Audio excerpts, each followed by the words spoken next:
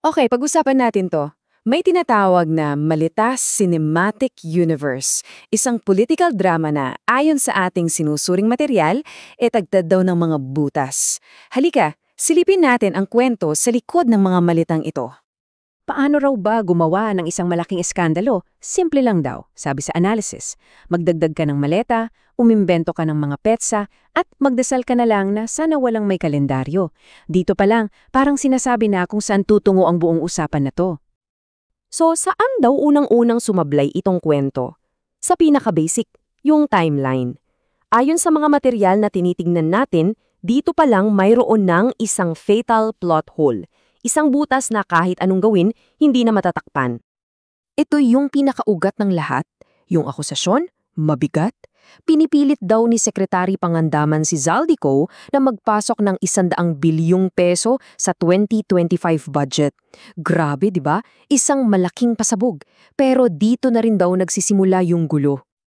Dito raw talaga nagiging sobrang linaw ng sinasabing problema. Tingnan nyo tong timeline na to. Yung mga sinasabing cash delivery, nagsimula pa noong Enero, Mayo, Agosto. Pero yung budget mismo, kailan isunumite sa Kongreso? Agosto pa. Dito na lumalabas yung malaking tanong. At ito na nga yung tanong na nasa sentro ng buong analysis na to. Paano ka magdi-deliver ng pera para sa isang budget na, well, hindi pa nag-e-exist? Isang simpleng tanong lang gamit ang kalendaryo na sinasabing nagpapaguho sa buong aligasyon. At hindi lang daw sa timeline nagkakaaberya ha.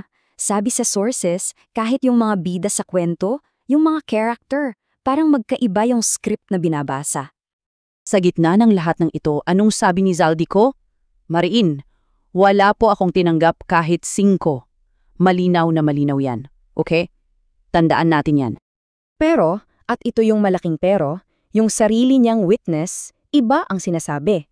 Hindi raw wala, kundi 12 maleta daw ang iniwan mismo sa kanya. So ano na? Alin ang paniniwalaan natin? Yung wala ni 5 o yung 12 maleta? Sabi nga sa analysis, itong direktang pagbangga ng dalawang statement, isa ng malaking lamat sa buong istorya. Okay, so bukod sa kwento at sa timeline, yung mga ebidensya mismo, yung mga props, kumbaga, sa ating cinematic universe, sabi sa sources, medyo alanganin din daw. At ito yung isang detalye na ayon sa sources, maliit pero parang nakakatawa. Yung price tag daw ng maleta na piso 1,499, nakakabit pa. Isipin mo, kung milyon-milyon ang laman yan, di mo man lang naisipang tanggalin yung presyo? Parang props daw talaga sa isang school play na minamadali. At dito na raw lalong naging kaduda-duda. Kasi yung mga unang litrato na lumabas, ang petsa, 2024, malinaw. Nung napansin ng mga tao online na, teka, imposible ang timeline na yan, bigla na lang may sumulpot na bagong video. At sa video na yon, naging 2025 na yung mga petsa. Para daw itong pag-aamin na, oops, mali yung script natin, ulitin natin.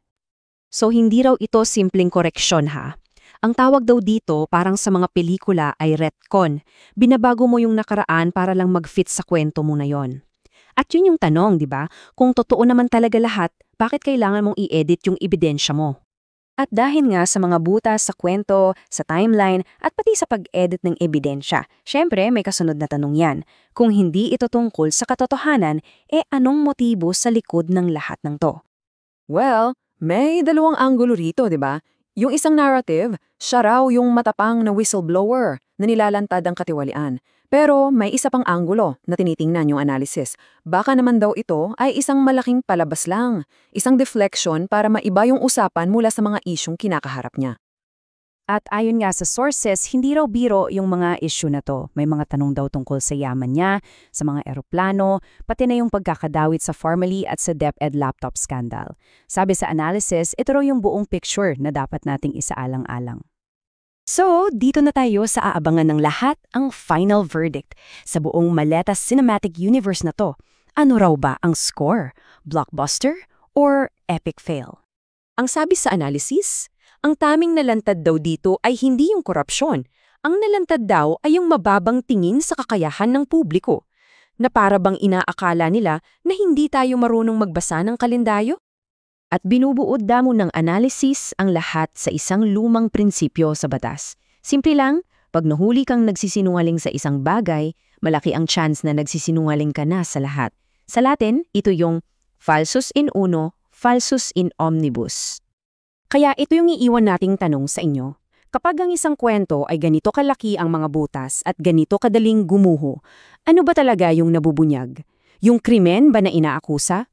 O baka naman yung desperation ng taong nag-aakusa? Magandang pag-isipan, salamat sa pagsama ninyo.